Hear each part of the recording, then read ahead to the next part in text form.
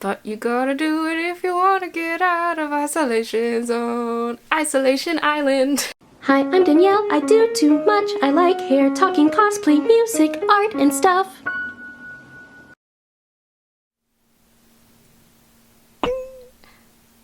Hi, I'm Danielle, aka StarPuppy, your resident weirdo. Welcome to the weirdness. I saw some requests to try out waveformers. I ordered some, and I was going to make a whole video on them. And then Curlformers started a rampage to take down all of these sellers of waveformers. Today is another episode of 20's Talk with StarPuppy. 20's Talk has a playlist. Have you seen it? If you haven't, click on it and subscribe. I upload on Tuesdays and Saturdays. I see that a lot of y'all aren't subscribed. Subscribe, you know you like the weirdness. Don't play. The topic is how to get out of isolation after you have isolated yourself. Can relate. Can relate. Ooh. I have isolated myself a few times in my life. The most recent was I was taking a semester out of college because I had been accepted to a study abroad program, which then fell through. But I had already announced that I was going to a foreign country and was going to learn and teach and be run with the world and whatnot. And yeah, people knew that that was a big lifetime goal of mine. And I was so ashamed that the visa fell through that I isolated myself. And I didn't pretend I was out of the country. I just disappeared and just didn't hang out with anyone. I was so ashamed. Anyway, and another bout I had with isolation was post-grad. And I already made a video about post-grad in general and how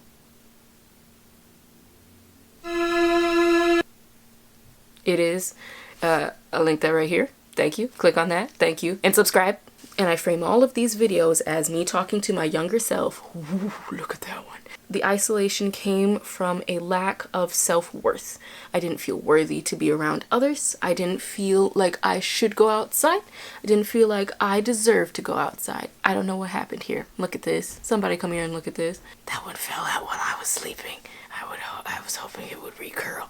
It did not. And what really helped with that was saying mantras to myself. Now, of course, y'all may know that I have a little song called Mantra. It's not mixed properly, but it is not trash, and the lyrics may be a bit on the nose, but those are seriously the mantras I say to myself. So go ahead and check that out if you want to. Those are positive affirmations I say and do my best to believe on a daily basis to increase that self-esteem, increase that self-worth, honey, because most problems for me come from that. There's a difference between, at least for me, knowing that you're worthy and feeling worthy. And bridging that gap it requires maintenance, it requires practice.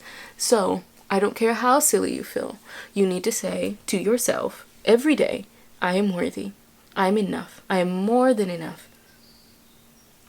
I deserve love, I deserve to experience life, I deserve to live. These are things you need to internalize, okay? And that will help with the isolation because that confidence will go up, that self-worth will go up. And you'll feel confident enough to associate with other human beings. Do not start your day off on your phone. Don't you do it. It's a terrible idea, and don't do that. Now I know, especially for Gen Z, who don't remember a world before social media, and for my generation, millennials, who may or may not remember it, but now it's heavily incorporated in our daily lives. This is going to be really tough, but eventually, when it comes to a place where you feel so isolated and worthless, you really have to frame that decision as a decision between mindless consumption and self-worth. Don't you think you're worth it? I certainly do. It's not a good idea to watch everyone's snaps from the previous night or everyone's Instagram stories first thing in the morning, so you're already comparing your life to someone else's. Like, as soon as you wake up, what? That doesn't help with your self-worth. It directly fights it, because you wake up and you advertise other people's lives directly into your brain, and she just woke up. Can you give her a moment? Can you give yourself an hour? I don't look at my phone for an hour, which I know is an eternity. Unless I need to email someone back, I don't look at that junk. I read a book.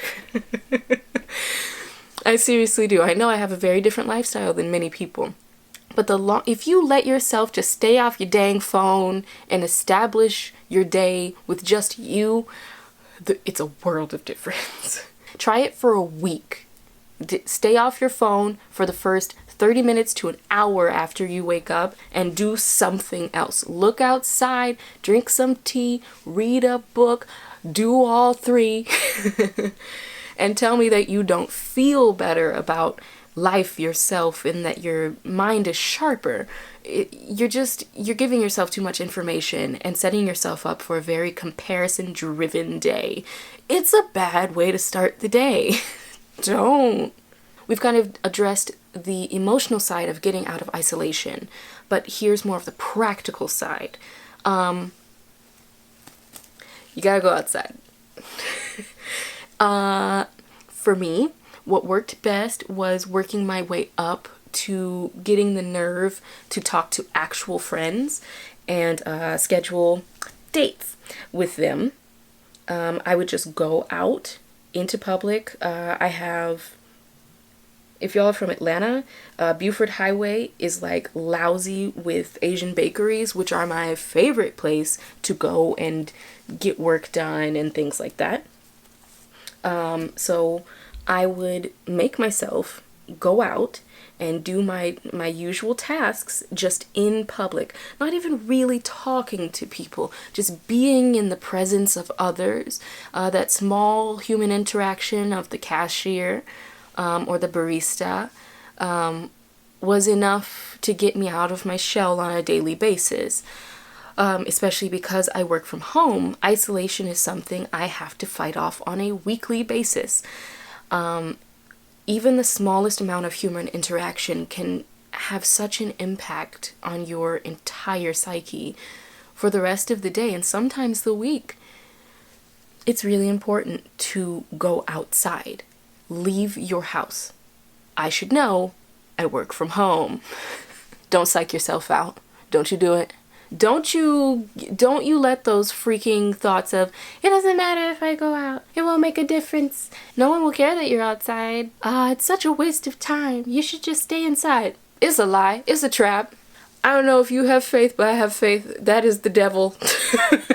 Tell that mess to step off. You don't have time for that. Don't psych yourself out. It is very easy to do, and especially when you're already in a place of isolation, that typically means that you are dealing with a certain level of low self-esteem, low self-worth. It's very easy to slip and sink. Don't. I know it is much easier to say that than it is to do. Trust me, I know. But it is a daily battle, and you will get stronger with every passing clash. You can do it. Continue to fight those thoughts. Get a word in. Get those positive mantras. Fight back, fight back, fight back. It's going to be a process. It's not going to be a one-time thing. You have to continually go outside, push yourself out of your comfort zone, and slowly, it's like socialization, like socializing a puppy or a kid or a you. You have to re-socialize yourself, and just being around other human energy is very key. You don't have to talk to anybody, okay? That's okay. Just be in the presence of other people and eventually work your way up to striking up a conversation, inviting out a friend, which brings me to my next point.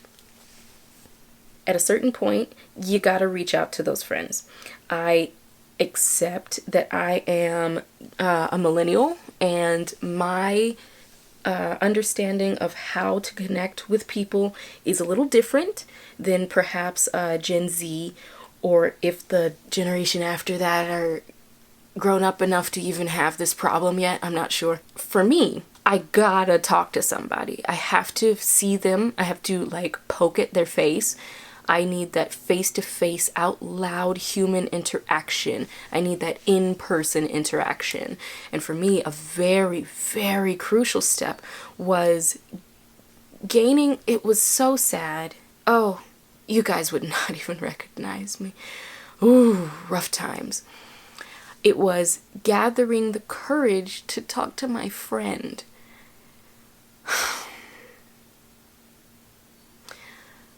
Don't forget, your friends are your friends.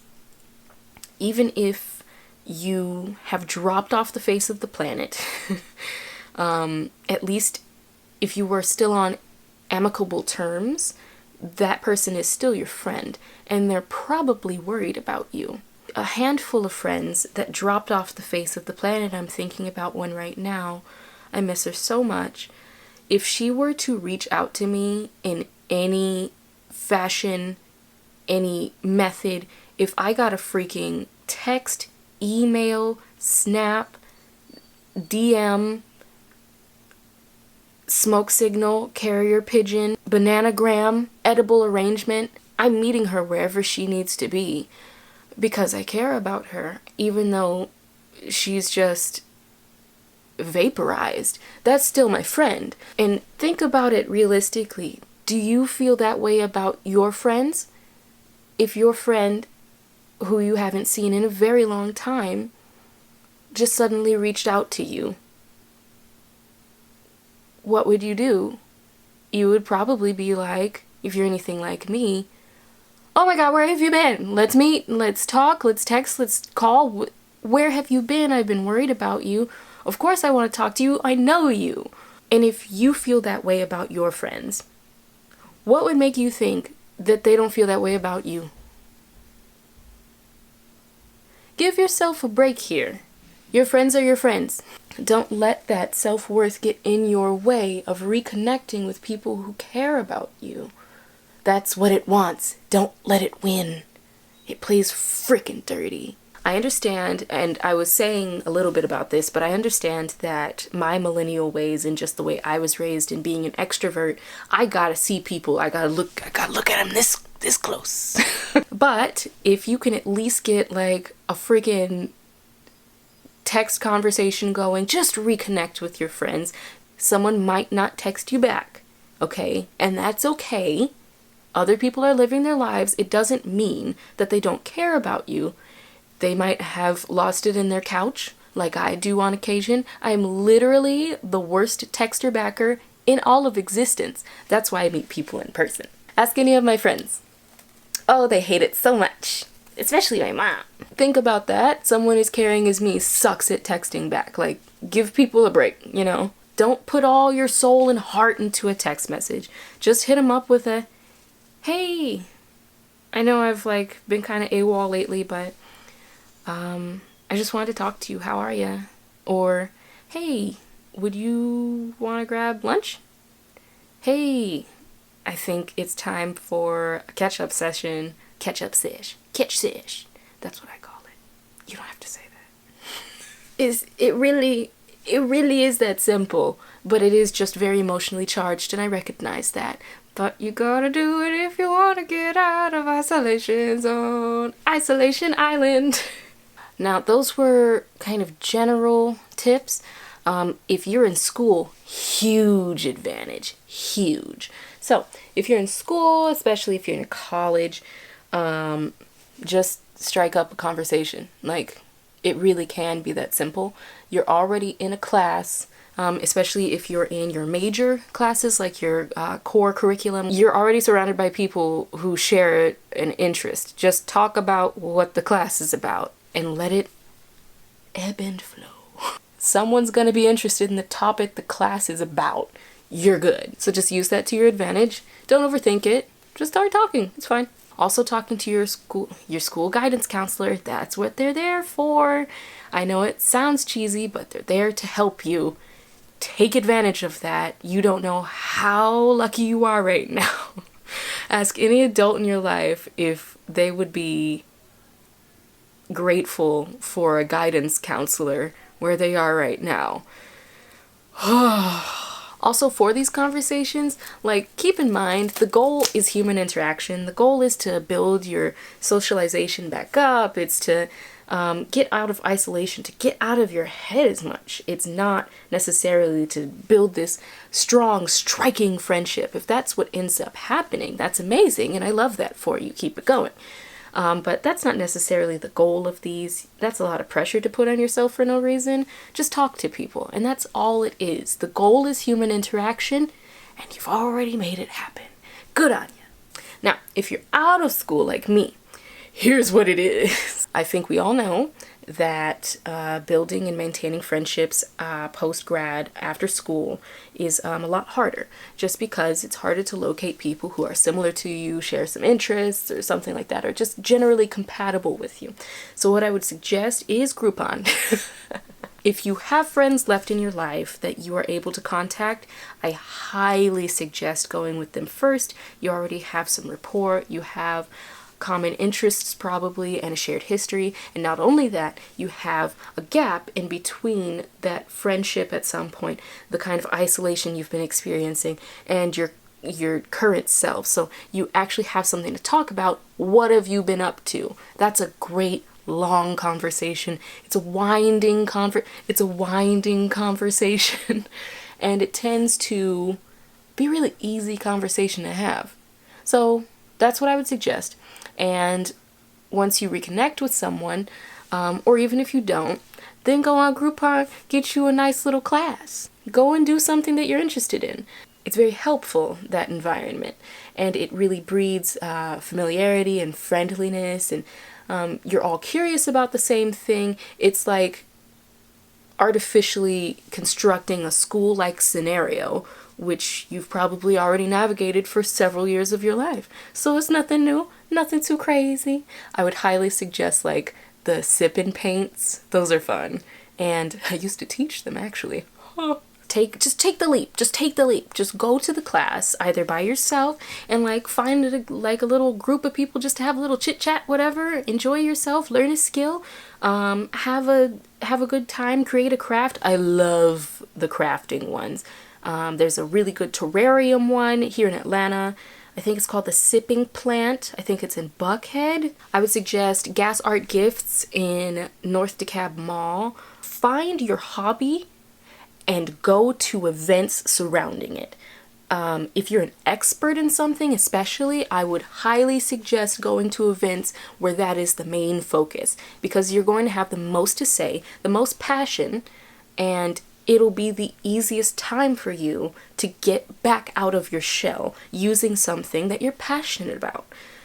For me, that's conventions. It's about to be con season, so any art people, like, now is your time. And a final piece of advice, if you have particularly any extroverted friends and you're an introvert, or if you're another extrovert but you've just like isolated yourself, because me, just tell your extrovert friend you're lonely. They will be on your doorstep within 10 minutes. Use this with caution, because if you tell your extrovert friend that you are lonely and you want to socialize more, you are going to have to anticipate invites to actually go outside, maybe not to events that you would necessarily be into, but they can definitely help you get back out there, because I have that quality myself. Just tell an extrovert, see? Every introvert has at least one standard extrovert to drag them out of the house when needed. In many of my friend groups, that's me. So those are some of my tips for getting out of isolation. If you enjoyed it, please subscribe. I upload on Tuesdays and Saturdays. You should also follow me on Instagram to see what I'm doing in between the weirdness. I hope you've enjoyed today's video, and I'll see you next time. This has been Danielle, aka StarPuppy, your resident weirdo. Say it with me now. StarPuppy! Away! Don't forget to like, share, subscribe if you enjoyed the video.